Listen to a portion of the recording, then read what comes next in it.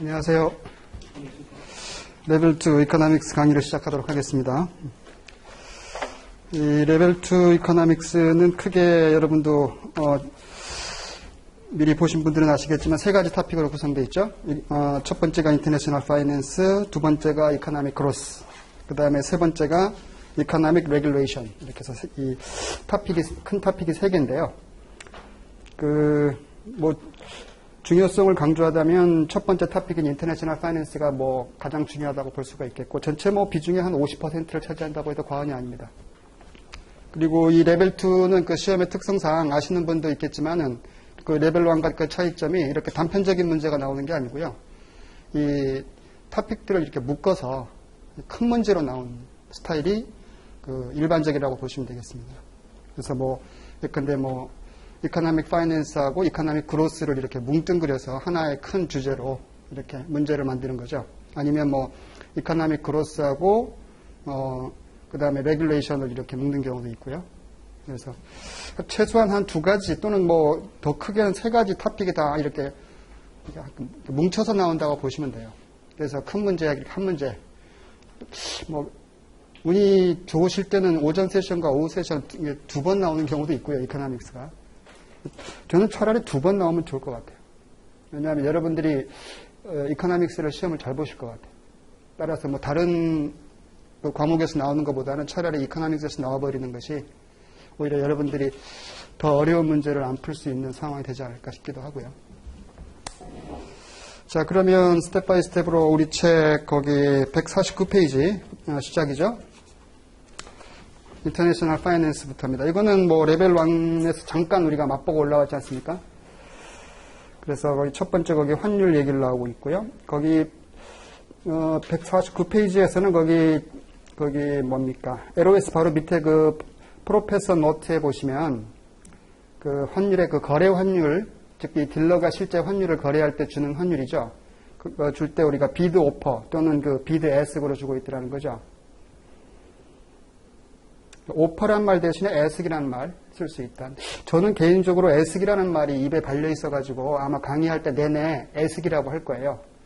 제가 공부할 때는 애스크라는 단어밖에 없었거든. 근데 어느 날 봤더니 오퍼도 이렇게 같이 쓰고 있더라고요. 그래서 저는 그냥 비드 애스크라고 할 거예요. 그 다음에 맨 밑에 패러그래프 보시면 익스체인지 레이트, 환율은 여러분 다 아시는 것이고 여기서 잠깐 짚고 넘어갈게.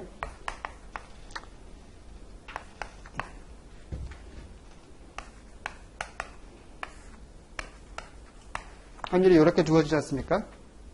이렇게 일반적으로 이렇게 이 빅커런시들 있잖아요. US 달러라든지 유로 이런 것들은 굉장히 큰 통화들이지 않습니까? 이런 것들은 보통 국제 외환시장에서 이렇게 소수점 4자리까지 주어지는 게 일반적이고요. 그랬을 때 요 위에 있는 통화를 우리가 프라이스 커런시라고 하고 요 밑에 있는 거를 우리가 베이스 커런시라고 하는 거죠. 분모항에 있는 거를 우리가 베이스 커런시, 근저항에 있는 거를 프라이스 커런시 이렇게. 그래서 여러분 거기 149페이지 맨 밑에 패러그래프의 세 번째 줄에 보시면 가운데 베이스 커런시란 말이 나오고 있고요. 그 다음에 계속 이어서 보시면 USD는 프라이스 커런시다. 이렇게 이런 용어들이 있다는 거 기억하시고요. 그 다음에 다음 페이지로 건너가서 거기 스팟 익스체인지 레이트 있고 현물 환율 결국 외환시장 자체가 이 스팟 마켓이 있고 포워드 마켓이 있지 않습니까?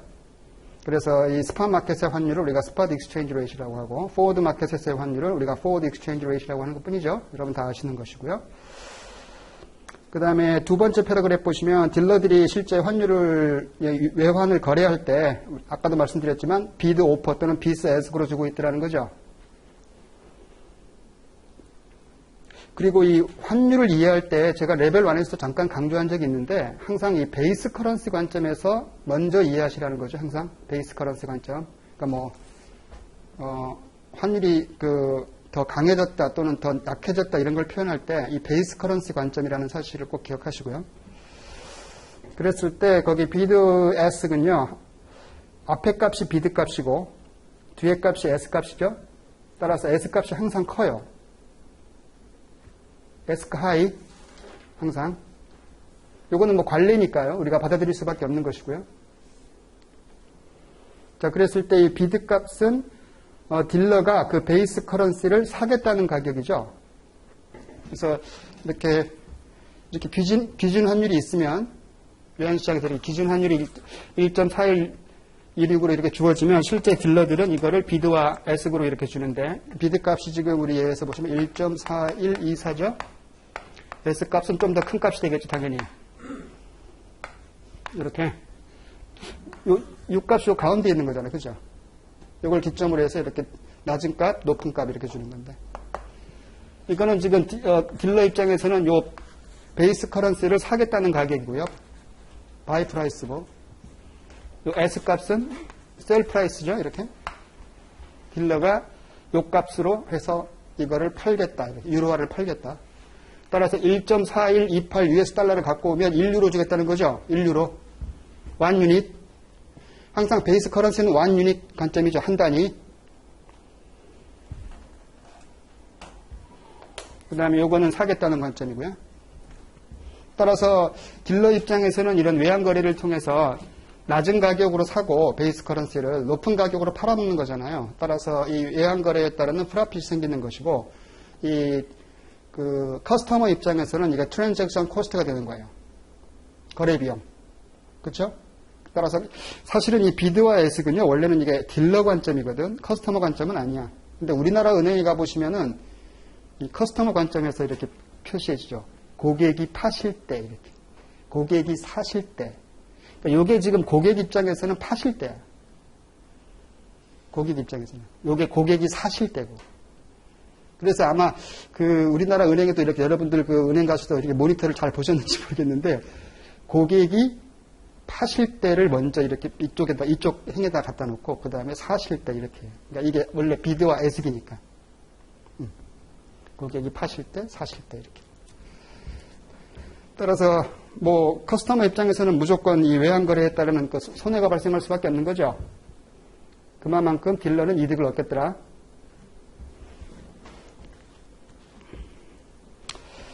그 다음에 이 비드와 S 값의 이 차이를 우리가 비드 에스 스프레드라고 하죠. 스프레드. 그래서 거기 foreign exchange spread 해가지고요. 거기 첫 번째 줄에 보시면 이 오퍼와 비드 값의 차이를 스프레드라고 부른다. 나와 있고요. 그리고 일반적으로 소수점 4자리까지 이렇게 주는 것을 관례로 하고 있더라. 대규모 통화들은 대부분. 근데 한 통화는 예외라고 제가 말씀드린 적이 있는데 기억나세요? 우리나라는 큰 통화는, 우리나라 원화는, 코리아 원화는 큰 통화는 아니니까.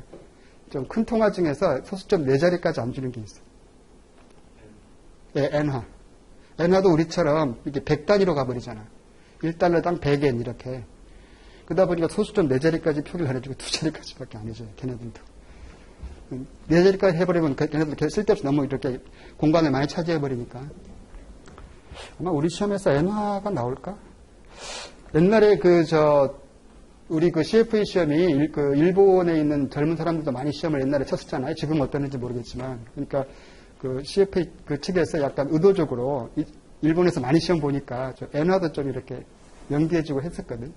요새는 안 나오는 것 같아요, 또. 요새는 우리나라하고 중국이 오히려 더 많이 보는 것 같은 느낌도 들고요. 그래서 소수점 4자리, 그러니까 1,000,000 1이죠, 결국 1,000,000 1. 여기 두 번째 줄 보시면. 그렇죠? 이 1,000,000 1을 우리가 1픽이라고 하는 거죠, 1픽.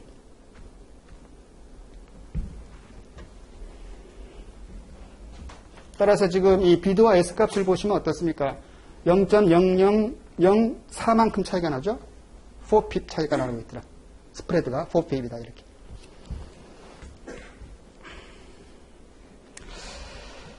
그 다음에 그러면 이 스프레드에 영향을 주는 요인들은 뭘까?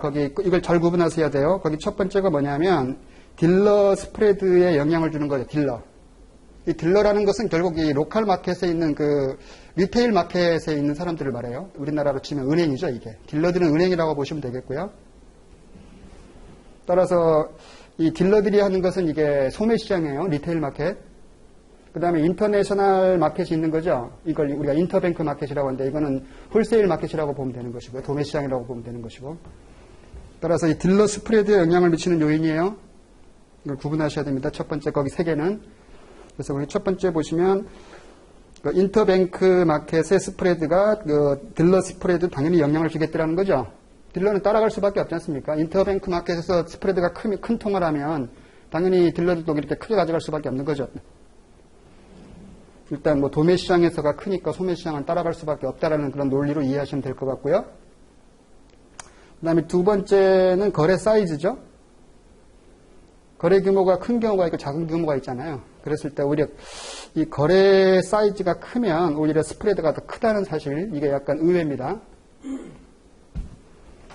요거는 뭐냐 하면 이게 리테일 마켓의 한계라고 보시면 돼요. 내가 지금 소매 시장에서 역할을 하고 있는데 큰 거래가 들어왔단 말이에요. 양이. 금액이 커. 근데 결국 뭐 이 딜러들도 기업이니까 이인국대화 논리에 의해서 움직일 수밖에 없는데요. 이인국대화. 근데 크게 들어오니까 일단 자기도 겁나는 거지. 왜냐하면 자기들도 이 큰 규모를 내가 받고 일단 거래한 다음에 또 도매 시장 가서 거래를 해야 된단 말이에요. 자기들도. 그렇죠. 인터뱅크 마켓에서 거래해야 되니까 그만큼 리스크가 커진다는 거죠. 규모가 큰 만큼.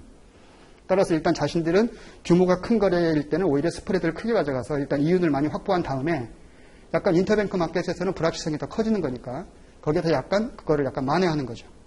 이런 논리가 있기 때문에 오히려 거래 규모가 클수록 이 딜러들은 스프레드를 크게 가져가더라. 이런 거란 말이에요. 그 다음에 세 번째는 그 딜러와 클라이언트 간의 그 릴레이션십이죠. 관계. 예컨대 뭐 단골 고객이냐. 보통 여러분도 아시겠지만 금융권에서는 어때요? 뭐 이런 뭐 외환거래뿐만 아니라 일반 그 자금 거래에서도 그 프라임 레이트라는 걸 적용하잖아요. 우대 금리라고 하는 거. 환율도 우대 환율이 있다는 거죠. 프라임 레이트. 단골 고객이면 조금 이렇게 스프레드를 좁혀주더라는 거죠. 따라서 일반 개인들이 거래하는 거에 비해서 약간 뭐 기업들한테 이 무역하는 기업들은 약간 우대 환율을 적용해 준다는 관점이라고 보시면 돼요.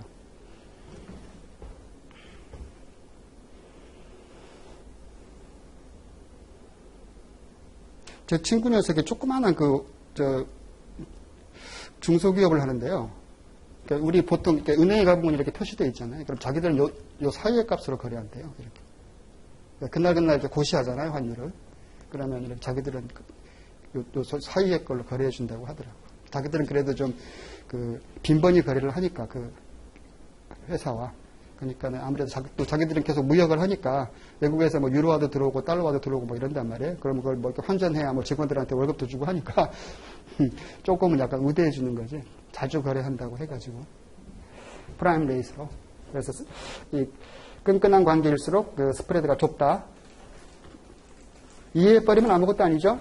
그 다음에 인터뱅크 마켓에서의 스프레드에 영향을 주는 요인입니다. 이거는 두 번째는 첫 번째가 그 하이 볼륨 커런스 페어. 그 거래 규모가 큰 통화들이 있죠. 예컨대 뭐 이렇게 뭐 US 달러라든지 유로화의 쌍 이렇게. 그 다음에 뭐 US 달러와 GBP는 뭐 영국 파운드하니까요. 뭐 이렇게 그 하이 볼륨 커런스 페어들은 스프레드가 더 좁더라는 거죠. 이에 비해서 그 거래 볼륨이 크지 않은 그 통화들 간의 쌍들은 예컨대 AUD, 오스트리아 달러와 CAD, 캐나디안 달러 이런 것들은 오히려 상대적으로 더 스프레드가 크다는 거죠. 약간의 상대성 논리라고 보시면 되겠고요. 그 다음에 두 번째가 time of day. 그 국제 외환시장이 열리는 시간들이 있죠. 대표적으로 가장 큰 외환시장들이 여러분 다 아시는 미국 뉴욕, 그 다음에 유럽은 런던이죠. 런던이 제일 크죠. 따라서 이 뉴욕과 런던이 개장하는 시간과 이렇게 크로즈한 시간이 있겠죠. 크로즈한 시간에서는 이제 개장할 때까지 무조건 기다려야 하잖아요. 그러면 그만큼 그 기다리는 동안에 불확실성이 더 커지는 거죠. 따라서 그 인터내셔널 마켓이 개장하지 않는 시간에서는 스프레드가 크고요. 불확실성을 위험을 전가시켜야 되는 거니까. 또 개장하는 시간에는 좀 스프레드가 좁아지는 거죠. 이렇게. 따라서 시간대에 따라서 달라질 수 있다. 그 다음에 마켓 발라틸리티. 이거는 뭐 여러분 다 아시겠죠? 시장의 변동성이 크면 당연히 스프레드는 커질 수밖에 없겠죠. 그 다음에 맨 밑에 패러그래프 보시면요. 이 세 가지가 그 인터뱅크 마켓에서의 스프레드에 영향을 주는 요인인데 맨 밑에 패러그래프 보시면 그 부가적으로 한 요인을 더 추가하고 있습니다. 왜냐하면 그 forward exchange rate이 있잖아요. 선물 환율은 이 세 가지뿐만 아니라 하나가 더 영향을 주고 있는 거지. 스프레드에. 이 선물 환율은 여러분도 아시겠지만 이게 머처러티가 있잖아요. 만기가. 그러니까 뭐 3개월 물이냐, 6개월 물이냐, 또는 1년 물이냐 이렇게. 그죠? 따라서 이게 그 머처러티 이 기간이 길수록 만기가 길수록 불확실성이 더 커질 수밖에 우리가 먼 미래를 예측하는 게 힘들죠. 가까운 미래보다는. 따라서 뭐 6개월 후는 더 불확실하지 않습니까? 어떻게 될지 그 시장이. 그 다음에 한 달 후는 조금 더 예측력이 더 강하다고 볼 수가 있겠죠. 따라서 머처러티가 길수록 스프레드는 더 커질 수밖에 없다. 그 불확실성을 전가해야 되는 거니까. 이 정도를 공부하시면 뭐 틀릴 게 없을 것 같고요. 그 다음에 151페이지로 건너가서 보시면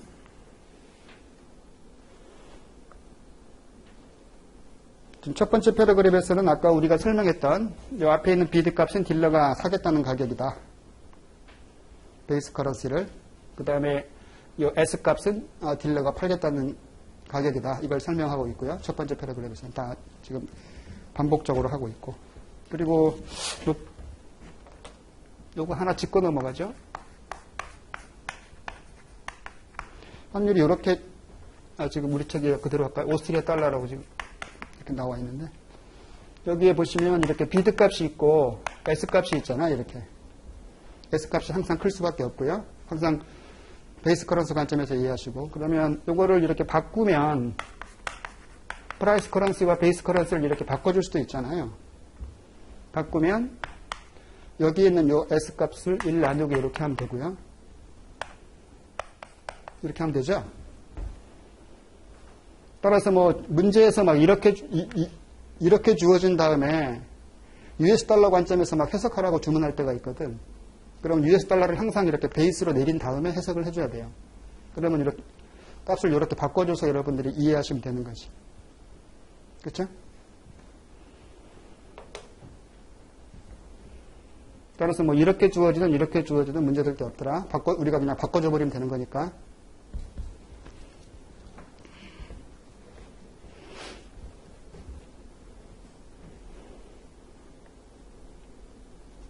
그래서 이런 관점에 대한 이해가 있으면 거기 두 번째 패러그래프의 이해가 쉬워질 것이고요.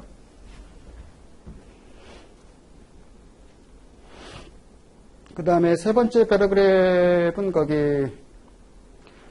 alternatively라고 되어 있죠. 거기 들어가면서 보시면 거기 밑줄 한번 그어보실래요? 이게 약간 테크니컬한 건데 up the bid and multiply, down the ask and divide rule. 이거 계산할 때 약간 그 쉽게 하라고 하는 거 약간 테크닉이라고 보시면 돼요. 이거 이론은 아니야. 그냥 테크닉이라고 보시면 돼요. 그냥 알아두면 좋고 아니라도 상관없고 사실.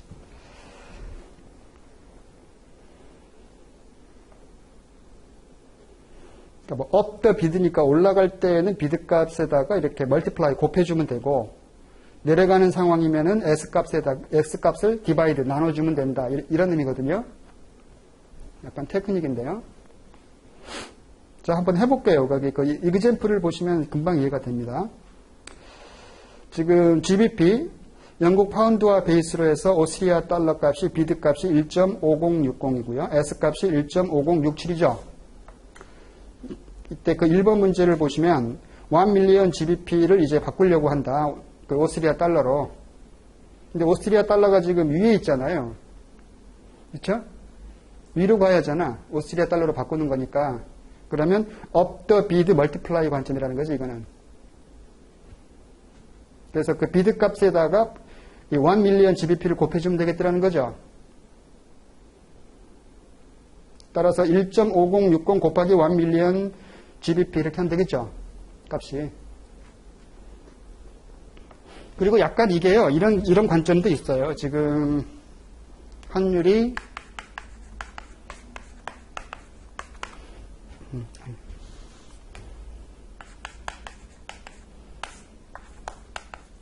지금 이렇게 주어져 있지 않습니까? GBP가 베이스 커런스잖아요. 요걸 가지고 요 놈을 이제 바꾸는 과정이라고 지금 문제에서 주어졌지 않습니까? 그럼 지금 up the bid multiply라고 되어 있잖아요. 그래서 이 비드 값을 그냥 바로 곱하면 된다 이건데 지금 1 밀리언 GBP를 가지고 지금 오스트리아 달러를 바꾸는 과정이니까 이게 대수학적으로도 이게 지금 곱해줘야 돼요, 사실은. 그래야 요 화폐 단위가 사라지고 오스트리아 달러만 남는 거죠. 약간 대수학적으로 당연히 이런 상황이 되는 것이고요. 반대로 이렇게 내려가는 관점이면 어떻습니까? 내가 오히려 오스트리아 달러를 가지고 GBP를 바꿔야 된다라는 관점에서는 오스트리아 달러의 화폐 단위를 이렇게 제거시키려면 나눠야 되잖아요. 그렇죠? 따라서 디바이드가 되는 거지. down the ask divided 이렇게. 그래서 거기 두 번째 문제는 반대인 경우를 해보고 있지 않습니까? 이번 문제는 1 밀리언 오스트리아 달러를 가지고 이제 GBP를 바꾸는 과정이다. 그러면 요놈은 바로 down the ask divided 관점이라는 거죠. 따라서 거기 S 값인 1.5061을 1 나누기 해가지고 곱해주면 돼. 따라서 이거 나누는 과정이지. 그죠? 그래서 약간 뭐 알아두면 이게 약간 테크니컬한 거니까 알아두면 그냥 빨리빨리 계산할 수 있다는 관점밖에 없다고 보시면 돼요.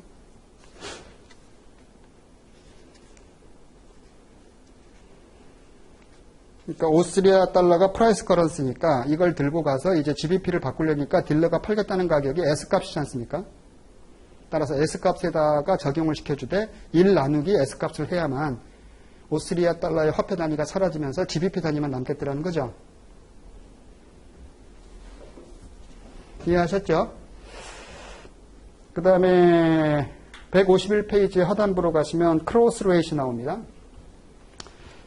이 인터내셔널 마켓, 즉 인터뱅크 마켓에서는 다양한 통화들이 지금 거래가 이루어지고 있고 제가 알기로는 우리나라 코리아원은요 인터내셔널 마켓에서 제가 알기로는 미국 시카고 시장에서 거래가 되는 걸로 알고 있습니다. 그렇게 뭐 양은 많지 않지만 우리나라 화폐가 그렇게 위상이 크진 못해 아직까지는. 경제는 되게 많이 커졌는데 화폐는 그렇게 세지 못한 것 같아요. 국제통화로서의 면모를 갖추지는 못한 것 같아요. 아직까지는. 아마 언젠가는 될지 모르겠지만. 그래서 시카고 외환시장에서 지금 일부 거래가 이루어지고 있다라고 제가 들은 적이 있는데, 이런 큰 통화들은 다 인터내셔널 마켓에서 거래가 되는데, 우리나라 같은 이렇게 좀 작은 통화들, 이런 통화들은 로컬 마켓에서 거래가 이루어지는 거죠. 자국의 외환시장에서. 그죠? 근데 우리나라 원래 이 외환시장은요, 원래 여러분 아세요? US 달러와의 환율만 존재해요, 원래는. 이게 사실은 일반적이기도 하고요. 보통 로컬 마켓은 다 그래. 그러니까 어떤 대규모 통화하고의 환율만 유지해요. 근데 이쪽 유럽권에서는 유로화하고의 환율만 유지하는 거지. 자국 로컬 마켓에서는. 그러면 우리나라 원화는 미국 US 달러와의 환율이 존재한단 말이죠. 우리나라 로컬 마켓에서. 그러면 오스트리아 달러와의 환율은 사실은 존재하지 않는 거지. 근데 여러분 은행에 가보시면 해외여행 갈 때 오스트리아 달러도 우리나라 은행에서 바꿔주고 중국 위안화도 바꿔주고 엔화 다 바꿔주죠. 사실은 엔화도 원래는 없는 거야. 우리나라와의 환율이. 그렇죠. 이런 식이란 말이에요. 그럴 때 우리가 크로스 레이트를 통해서 구하고 있다는 거죠. 매개의 통화를 통해서. 따라서 일본에는 당연히 US 달러하고의 일본 엔화와의 환율이 존재하겠죠. 그러면 US 달러가 이게 서드 커런시가 되는 거죠. 제3의 통화가 돼가지고 이놈을 매개로 해가지고 우리나라 코리아 원과 일본 엔화와의 교차 환율이 존재하겠다는 거죠. 이걸 우리가 크로스 레이트라고 한다. 그래서 그 다음 페이지로 건너가 보시면 거기 두 번째 패러그래프에요. 거기 오스트리아 달러 베이스로 US 달러가 0.6, 그 다음에 US 달러 베이스로 MXN은 이거 멕시칸 페소예요. 멕시칸 페소가 10.7 이렇게 주어져 있죠.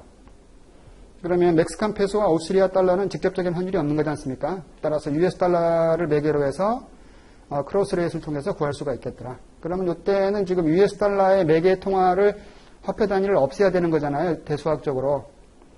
따라서 오스트리아 달러와에서 US 달러는 프라이스 커런시에 와 있고요. 멕시칸 페소와에서는 베이스 커런시로 와 있으니까 이때는 바로 곱해버리면 US 달러의 화폐 단위는 사라지고 오스트리아 달러와 멕시칸 페소만 남겠죠. 따라서 이때는 지금 바로 곱해버리면 되겠더라. 그래서 그 곱한 값이 6.42가 나오고 있더라는 거죠. 따라서 이 교차 환율은요, 우리 뭐 레벨 함수 잠깐 맛본 걸로 제가 기억하고 있는데 무조건 두 가지 케이스밖에 없어요. 곱하거나 나누거나. 그렇죠? 그 서드 커런스의 화폐 단위를 이렇게 없애버리면 되는 거니까 곱하거나 나누거나 이렇게. 자, 이렇게 기준 환율 하나만 주어지면 얼마나 고맙겠습니까? 그러면 문제가 쉬워지는데 이거는 레벨 1 수준의 문제고요. 우리 레벨 2에서는 이 크로스 레이트이 계속 이어서 보시면 비드 에스크로 쿼테이션 돼 있을 때 이 크로스 레이트를 구하라는 문제가 나오는 거죠. 그래서 요거는 제가 뭐 이렇게 짤막하게 요약을 해드리겠습니다. 뭐 우리 책이 요약한 것보다는 제가 요약해 준 게 제 개인적으로는 훨씬 낫다라고 자부하는데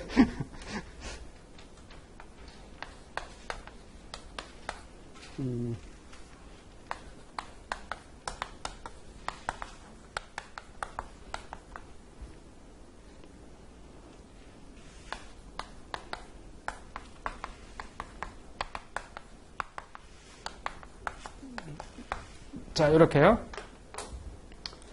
지금 US 달러 베이스로 GBP, 영국 파운드와의 비드 값과 S 값이 이렇게 주어졌을 것이고, 그 다음에 CHF는 이게 스위스 프랑입니다.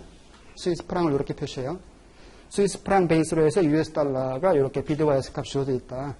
그러면 이제 스위스 프랑하고 이 GBP와의 직접적인 환율이 없는 거잖아요. 그럼 크로스 레이트를 통해서 우리가 구할 수가 있겠는데,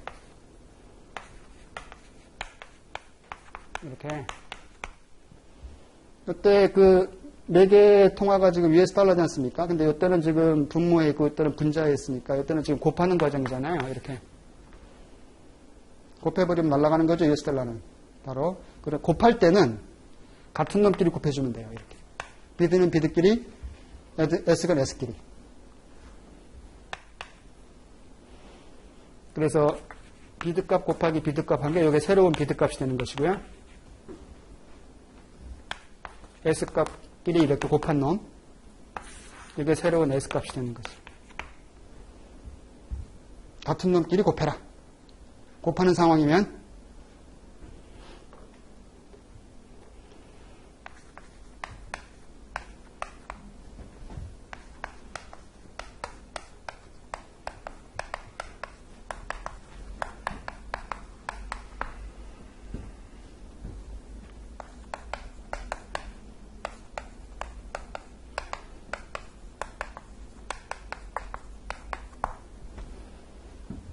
자, 이때는 다른 케이스죠.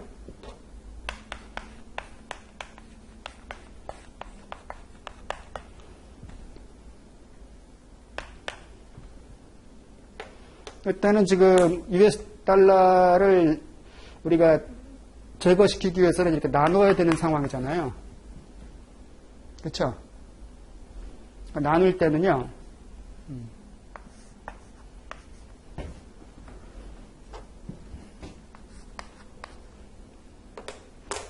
이렇게 서로 크로스로 나눠줘야 돼.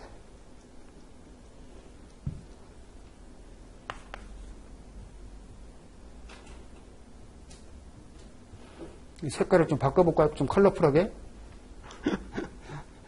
이번엔 좀 멋있게 하자.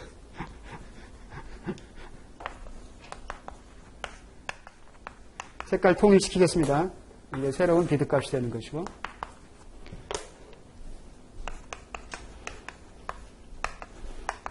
이렇게. 그래서 이게 새로운 S값이 되는 거죠. 색깔 통일시켰어요.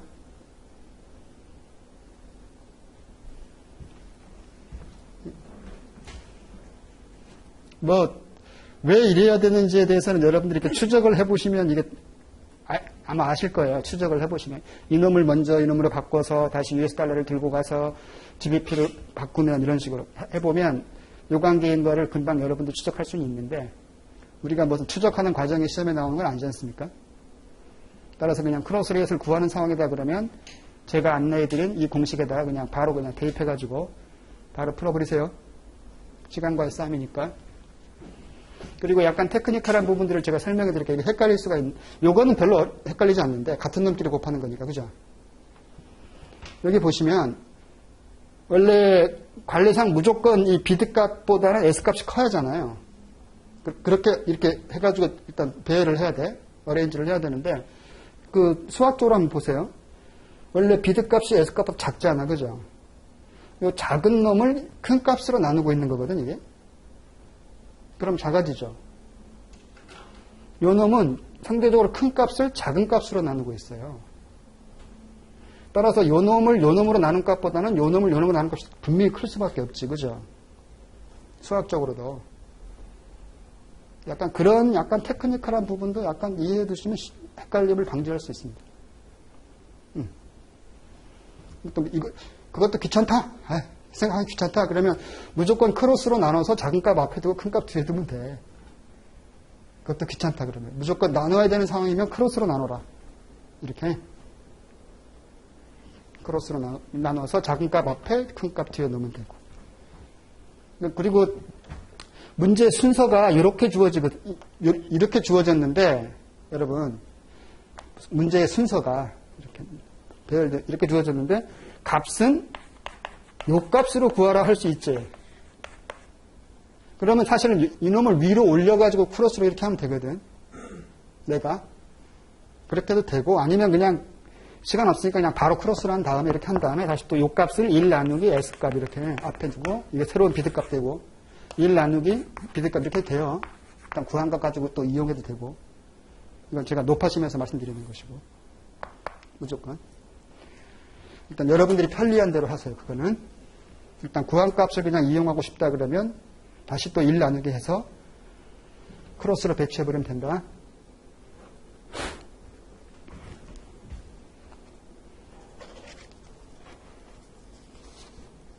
그래서 지금까지 뭐 크로스레이트과 관련된 문제 나와가지고 틀렸다는 분을 만난 적은 없습니다. 우리가 이렇게 공식화 다 해버렸으니까. 그 다음에 152페이지 맨 밑에 Triangular Arbitrage. 그 세 지역 간의 아비트리지를 통해서 이 프라핏이 생기는 경우가 있고 안 생기는 경우가 있겠더라는 거죠. 세 군데에서. 이게 확률이 정확히 일치하고 있다면 프라핏이 안 생기는 것이고요.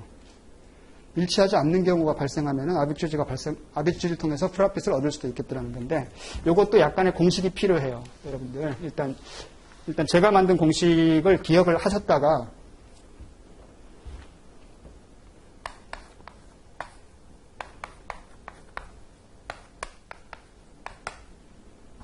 여기서 DC는 도메스틱 커런스예요. 그러니까 출발시키는 화폐야.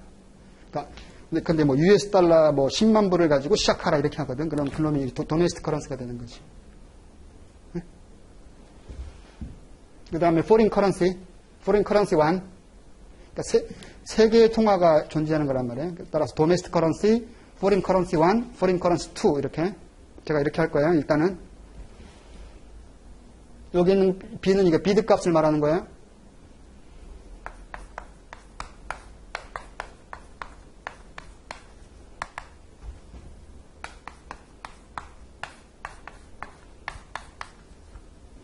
이렇게 해가지고 요게 1이 나오면 요 값이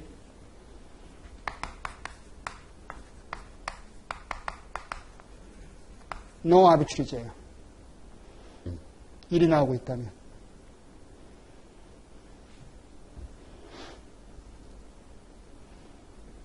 그 다음에 1보다 큰 값이 나오고 있다. 그러면 그게 프라핏이 생기는 경우고요. 1보다 작다 그러면 이게 로스가 발생하는 경우예요.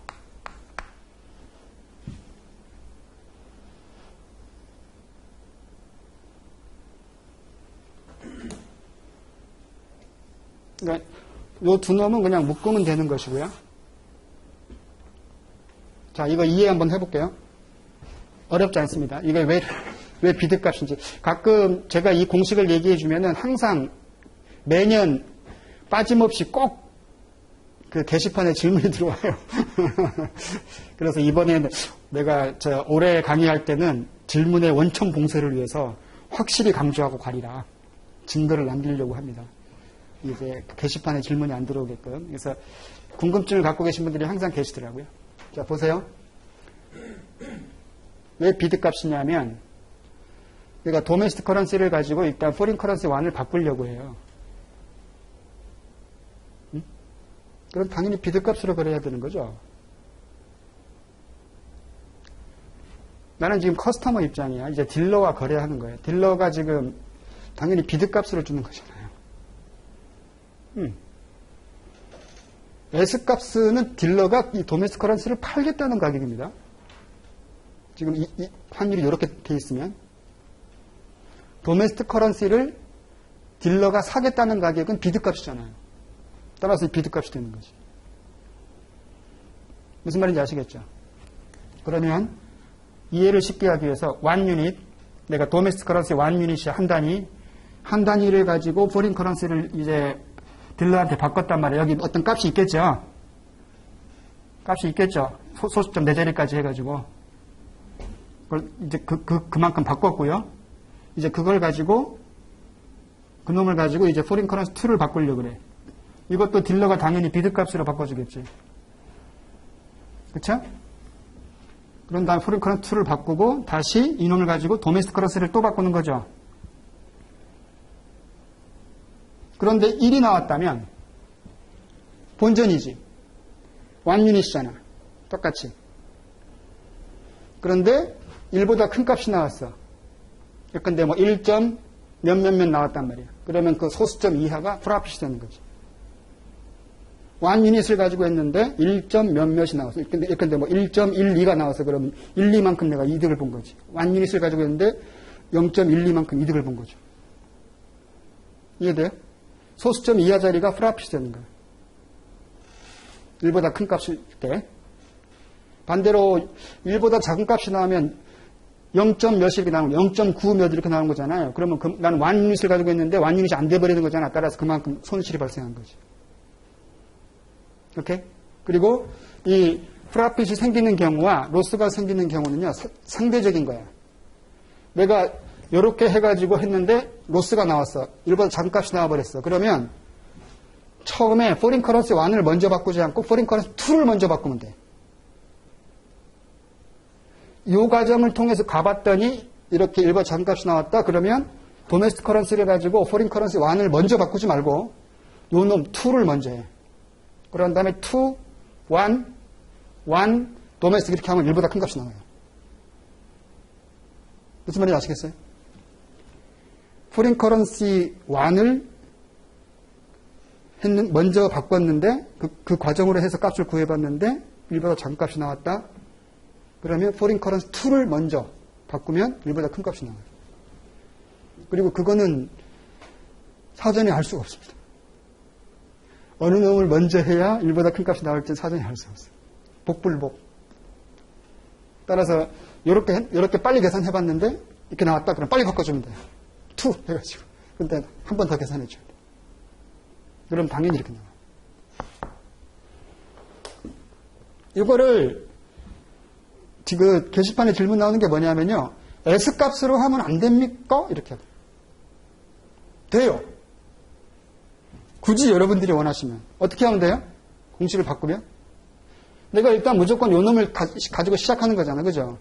그러면 도메스틱 커런시를 가지고 시작하면 이거를 포린 커런시 1을 이렇게 바꿔주면 되지. 그럼 이때는 S값으로 하는 거지. 그렇죠? 그 다음에 다시 또 포린 커런시 1 이게 위로 올리고 다시 포린 커런시 2 이렇게. 이때 당연히 S값이 되는 거죠. 그러니까 이거 아주 쉬워요. 이렇게 보면 약간의 수학적 관점을 생각하시면 더 쉬워요. 이게 대수학적으로 통화 단위를 없애나가는 과정이야. 포린 커런시 1 없을 수 있죠. 이거 곱하기니까, 그죠? 없애는 거야, 다 이렇게. 그러니까 이렇게 갔다가 내려갔다 이렇게 하면 돼. 그러니까 여기서 이놈을 이쪽으로 올려버리면 되겠지. 여기 밑에니까, 그죠? 그런 다음에 새로운 놈이 등장했지 않습니까? 새로운 놈 다시 위로 올려버리면 되지, 이렇게. 이렇게 하면 다 소거되는 거잖아요. 이해돼요? 그런 다음에 다 S값으로 하면 돼요, 이때는. 굳이 뭐 S값을 내가 반드시 나는 S값이 좋아 해가지고 하고 싶은 분들은. 그잖아요. 내가 도메스틱 커런시를 가지고 포린 커런시 1을 바꾸려고 하는데 딜러가 팔겠다는 것은 S값이니까요. 이해되십니까? 그래서 이 의미는 뭡니까? 결국 아까 우리 앞에서 이미 공부한 건데. 이거잖아요, 이거. 그죠? 내가 이게 베이스 커런시를 다른 놈으로 바꾸고 싶으면 1 나누기 하는 거잖아요. 그러면 이쪽 게 1로 와야 되는 거지. S값으로. 그죠? 약간 그런 관점을 여러분들이 상상하시면 별로 어려운 게 아닌데. 근데 제가 왜 이 S값으로 안 했냐면 환율이 이렇게 되면 이게 도메스틱 커런시가 완 유닛이 아니잖아. 오히려 이놈이 완 유닛이잖아요. 보통 베이스 커런시 완 유닛당 프라이스 커런시 몇 배 이렇게 하는 거잖아, 환율은. 따라서 이해를 도모할 때 이렇게 공식을 만드는 것보단 이렇게 공식을 만드는 게 훨씬 이해가 쉬우니까 제가 이렇게 만든 거예요. 저도 약간의 처음에 이 트라이앵글 아비트리지가 나왔을 때 지금부터 몇 년 전이더라. 기억도 안 나네. 공식을 만들어야 되는데 이것도 가능하고 이것도 가능한데 이걸로 설명을 했더니 더 혼란스러워 하더라고. 실제로 어떤 값을 이렇게 대입하기 시작하니까. 왜냐하면 1 밀리언 US 달러를 가지고 시작하라 했단 말이야. 근데 실제로는 여기다 뭐 1점 몇 이렇게 나와버렸거든. 그렇죠? 그러니까 이렇게 이해시키는 것보다는 차라리 이거 1 유닛이니까 이쪽 무조건 비드값으로 시작해버리면 1 유닛 해가지고 여기다 1 유닛 나오면 이게 본전이다. 따라서 아비트리지 할 필요가 없다. 노 아비트리지. 그래서 그냥 요게 더 제 개인적으로는 이해가 쉽다라는 관점이 생겼기 때문에 이걸로 하라는 것 뿐입니다.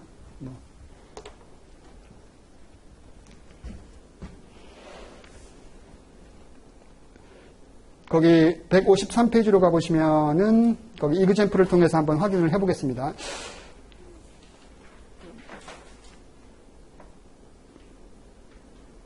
거기 첫 번째 환율이 인터뱅크 마켓에서 환율이 주어져 있는데요. 오스트리아 달러 베이스로 US 달러가 비드값이 0.6, S값이 0.602로, 그 다음에 멕시칸 페소 베이스로 US 달러 값이 0.0933, 그 다음에 S값이 0.0935로 주어져 있죠. 그러면 지금 멕시칸 페소와 오스트리아 달러와의 직접적인 환율이 없는 거지 않습니까? 그렇죠? 따라서 일단 크로스 레이트를 통해서 구해야 되겠죠. 그래서 그 1번 문제가 크로스 레이트를 구하라라고 했으니까 이거 지금 나눠야 되는 상황이지 않습니까? 이거? 그죠?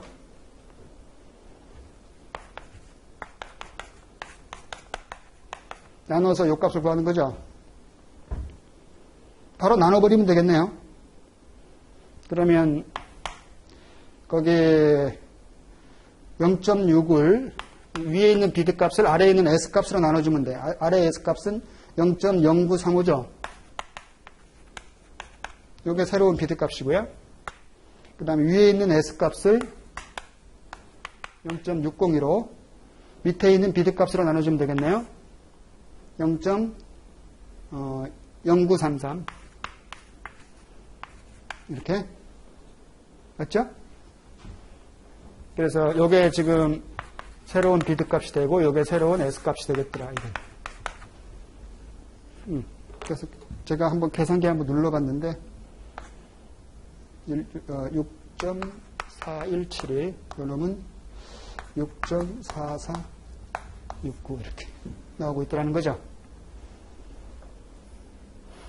제 계산기 누른 거는 반드시 나중에 복습하면서 확인하십시오. 저는 계산기 누르는 실력이 좀 형편없어가지고.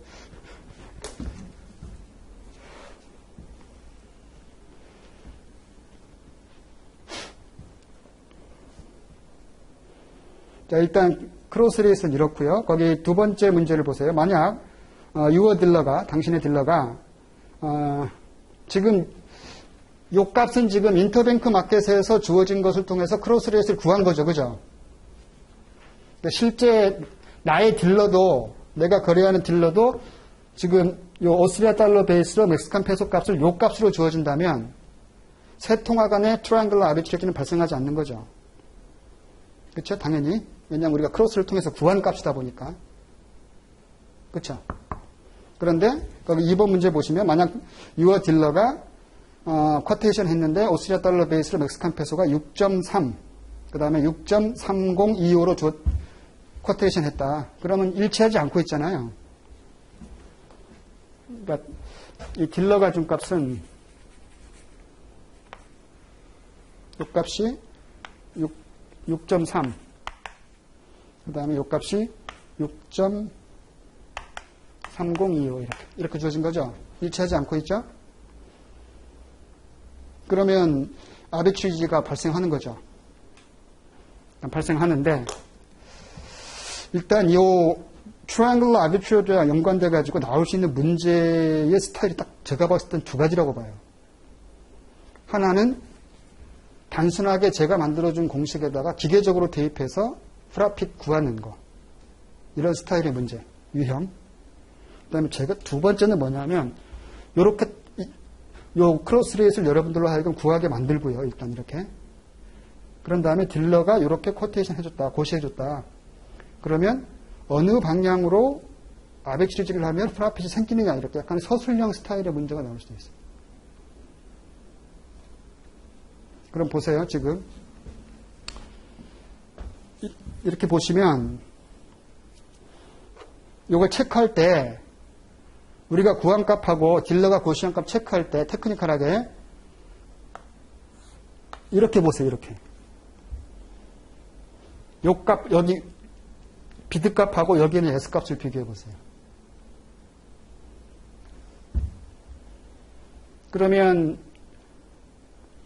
오스트리아 달러가 지금 베이스 커런스니까 딜러가 사겠다는 가격이 이 가격이고 팔겠다는 가격이 이거잖아요. 따라서 나의 딜러한테 가서 멕시칸 페소 요값 주고 딜러한테 먼저 가서 요값 주고 1 유닛의 오스트리아 달러를 받아. 그런 다음에 인터뱅크 마켓에 가서는 이 가격으로 팔 수밖에 없잖아요. 딜러한테. 응? 그러면 1 유닛을 주면 요 멕시칸 페소를 주는 거죠. 그렇죠? 이 값이 크잖아. 이 값이 크니까 먼저 딜러한테 가서 먼저 거래하는 거죠. 오스트리아 달러를. 6.3025의 멕시칸 페소를 들고 가면 1 유닛의 오스트리아 달러를 주는 거야, 딜러가. 나의 딜러는. 그죠? 그럼 난 이게 생겼잖아. 오스트리아 달러 한 단위를 가지고 인터뱅크 마켓에 가서 팔면 딜러가 사겠다는 가격은 이 가격이잖아. 그럼 6.4171만큼의 멕시칸 페소를 주는 거지. 따라서 결국 딜러에게서 인터뱅크로 가면 이렇게 이 과정을 거치면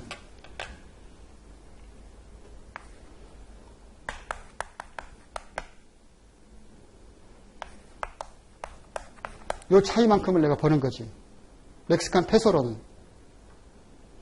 그렇죠? 여기 지금 내가 계산해 봤더니 0.1146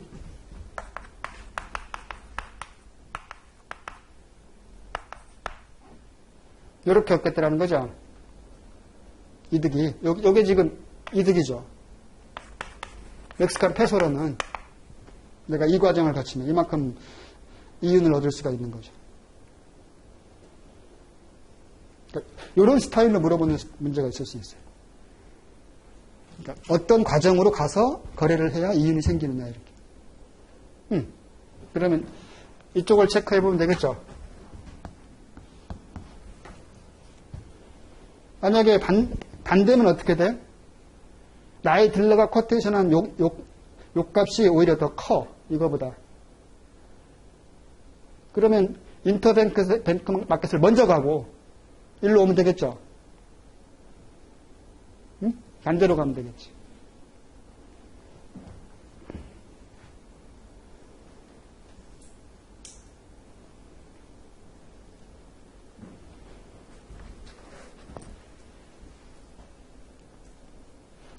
요걸 체크해보면 어떤 의미예요? 이것도 한번 체크해보세요.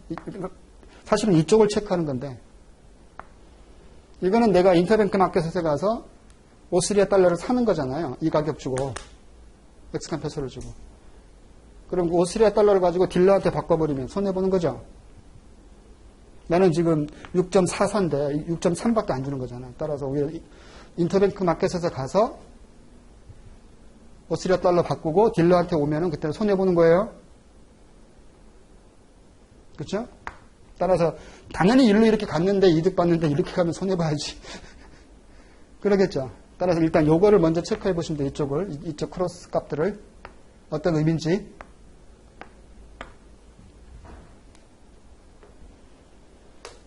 오히려 이것이 더 간단한 문제인데도요. 오히려 이거에 대한 이해들이 좀 이렇게 팍 와닿지 않는 경우들이 있는가 보더라고요. 그래서 게시판에 이렇게 질문들이 이렇게 들어오는 경우들이 있습니다. 잘 이해가 안 된다고. 그래서 이번에 강의할 때는 꼭 이쪽에 나올 것 같거든, 느낌이. 그래서 좀 자세히 해야 되겠다 해가지고 마음 먹고 왔습니다. 일단 잠시 쉬었다가요. 트라이앵글 라비치 우리 공식을 활용하는 방안까지 다시 한번 짚고 넘어가겠습니다.